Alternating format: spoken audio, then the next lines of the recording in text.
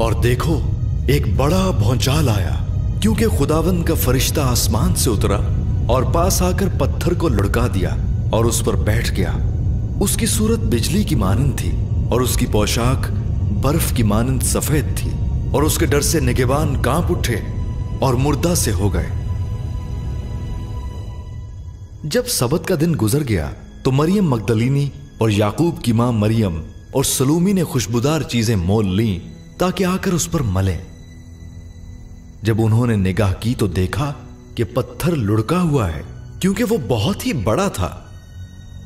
और कब्र के अंदर जाकर उन्होंने एक जवान को सफेद जामा पहने हुए दाहिनी तरफ बैठे देखा और निहायत हैरान हुई।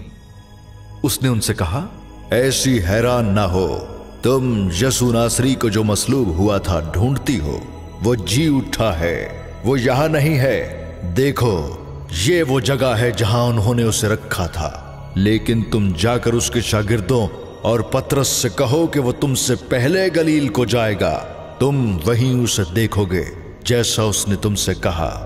और कब्र से लौटकर उन्होंने उन 11 और बाकी सब लोगों को इन सब बातों की खबर दी जिन्होंने रसूलों से ये बातें कही। वो मरियम मगदलीनी और युआना और याकूब की मां मरियम और उनके साथ की बाकी औरतें थीं। मगर ये बातें उन्हें कहानी सी मालूम हुई और उन्होंने उनका यकीन न किया।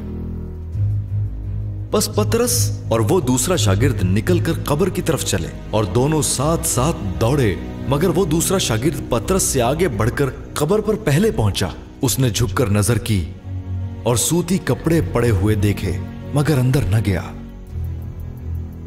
शमाउन पतरस उसके पीछे पीछे पहुंचा और उसने कब्र के अंदर जाकर देखा कि सूती कपड़े पड़े हैं और वो रुमाल जो उसके सर से बंधा हुआ था सूती कपड़ों के साथ नहीं बल्कि लिपटा हुआ एक जगह अलग पड़ा है। इस पर दूसरा शागिर्द भी जो पहले कब्र पर आया था अंदर गया और उसने देखकर यकीन किया, क्योंकि वो अब तक उस नविश्ते को न जानते थे जिसके मुताबिक उसका मुर्दों में से जी उठना जरूर था। बस ये शागिर्द अपने घर को वापस गए।